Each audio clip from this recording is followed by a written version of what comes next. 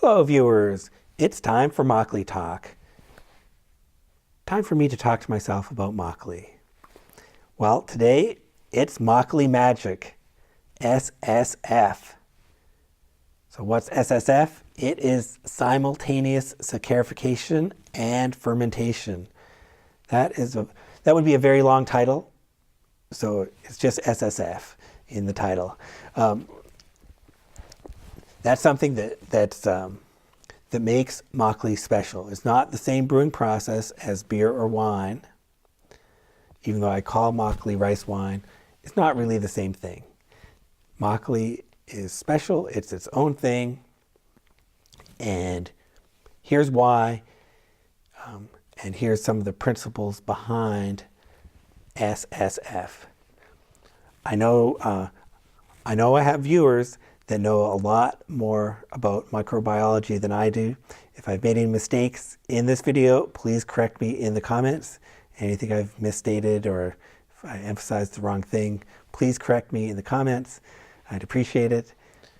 So the two things that are happening simultaneously are the saccharification, that's the conversion of starch to sugar, and the fermentation, the conversion by yeast of sugar to alcohol. So that's simple enough. The special thing about Makgeolli is that these processes are happening at the same time in the same jar. All right, so let's talk about the two processes separately for a minute. The saccharification, that's done with Naruk. Naruk is made by growing mold on a substrate of usually wheat or other grain. So that's Naruk. The mold excretes enzymes. So that's the enzyme we need. That's the enzyme that converts the starch to sugar. So it's just an enzyme process that we want there. The saccharification is an enzyme process. It's something that's going to take, given a certain amount of the enzyme, a certain amount of starch of a certain type, that'll be converted into sugar at a certain rate. And of course, that's one of the reasons why we stir as well. We've got to make sure the enzyme is equally distributed and is in contact with as much of the starch as possible. One interesting thing I learned is that, well, as you know, we brew with sweet rice, chapsal. Sweet rice does not contain sugar. Sweet rice is still starch. It just is converted into sugar more easily. So that's one of the reasons for using chapsal over mepsal. So we need to convert that into sugar so that we can do the other process, which is the fermentation. And for that we need yeast. So we need a balanced amount of yeast, enough to convert the sugars that we have at the time into alcohol consistently over the lifetime of the brewing process. Now, what's special, of course, what's different about this process, yeast is alive. It's going to be reproducing, and it can reproduce very quickly.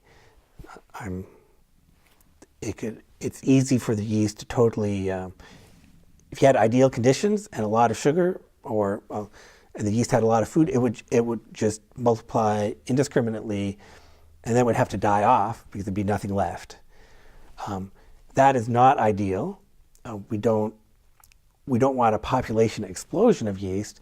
We want the yeast to be hospitable, and we do want it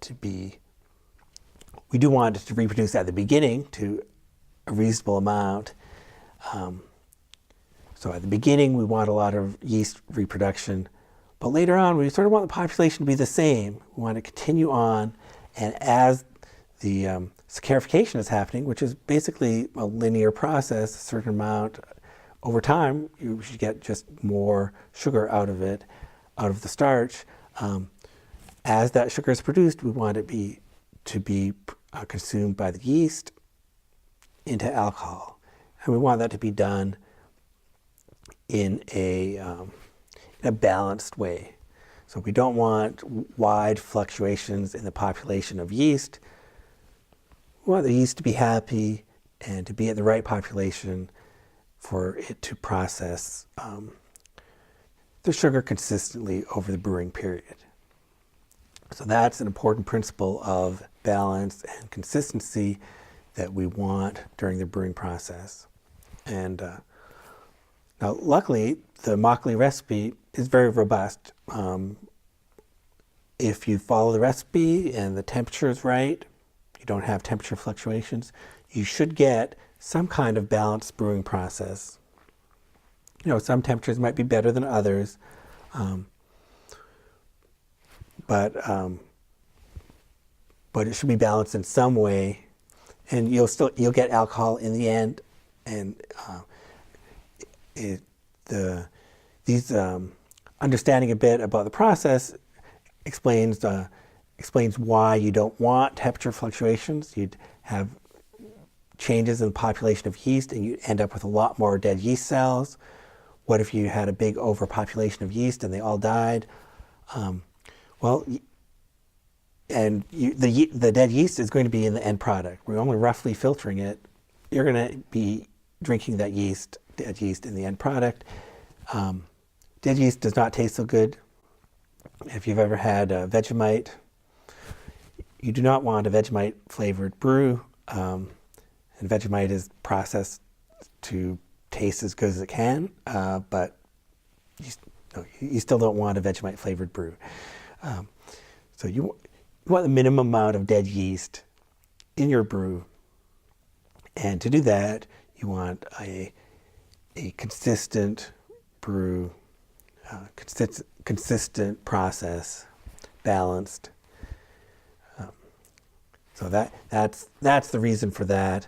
And also this explains why slower brews can be better. Slower brews, say it's at a cooler temperature, it takes a longer time to brew. You don't need such a high yeast population to process it. Things are going more slowly. That could produce a smoother brew. And it also explains why the multi-stage brewing process works. The yeast is consuming its food, its sugar, and before it runs out of sugar, you're adding another batch of rice, which is going to be converted into sugar by the enzyme action, the saccharification, and that keeps. And you're adding the rice in multiple stages throughout the brewing process.